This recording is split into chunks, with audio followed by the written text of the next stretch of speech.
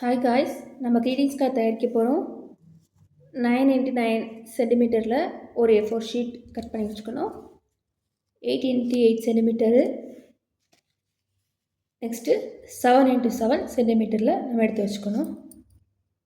Next நம்ம அதெல்லாம் சேர்த்து ஒன்றா கொண்டு வந்திருக்கோம். So first 9, 8, 7. ஸோ இதை எப்படி டெக்கரேட் பண்ணுறோங்கிறத பார்ப்போம். ஸோ இந்த மாதிரி தான் இருக்கும் உங்களுக்கு. ஃபைனலி நம்ம க்ரீட்டிங்ஸ் தயாரிச்சிட்டோம்.